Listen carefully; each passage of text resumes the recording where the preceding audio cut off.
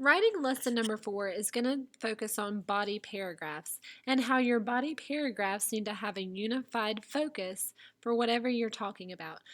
Now remember, we just talked about thesis statements, and your thesis is your judgment, your opinion, essentially your argument. Your body paragraphs need to center around reasons that support and strengthen your thesis. So let's take a look at what I mean by this.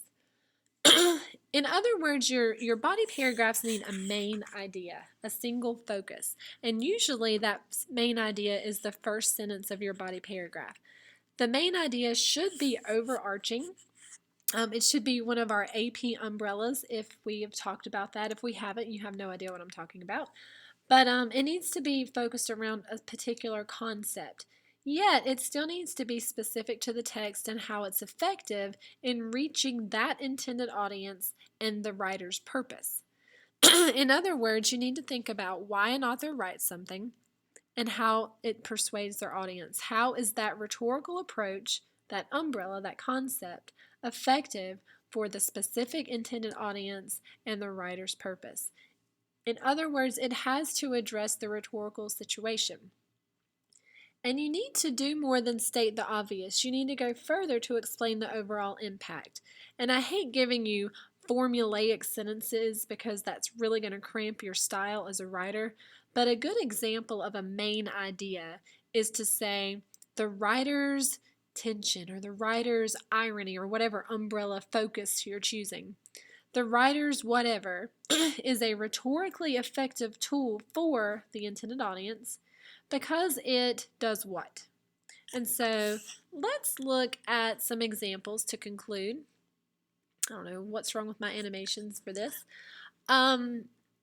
Here I have looked at entire essays and I've pulled a student's thesis in their introduction and I've pulled their main ideas in the body paragraphs. And so our task here is to see if our main ideas strengthen and support our thesis. The first one says, Chavez claims that nonviolence is more powerful than violence. And then the main idea says, Chavez establishes a pattern of definitions. Well, does that help him claim that nonviolence is more powerful than violence? It's not a bad main idea, but it can be much more specific and much more well laid out. The second body paragraph, the student's main idea, said, Chavez appeals to pathos by using an if-then situation in the fourth paragraph. Now, something about main ideas that you need to know is that main ideas need to be very generalized, very broad, not very specific. And so this is not a great main idea because it's too specific to the text and it doesn't really support Chavez's claim that nonviolence is more powerful than violence. Look at this next student's thesis. So in the introduction, the student says, Chavez argues that nonviolence is more powerful than violence. Same thesis.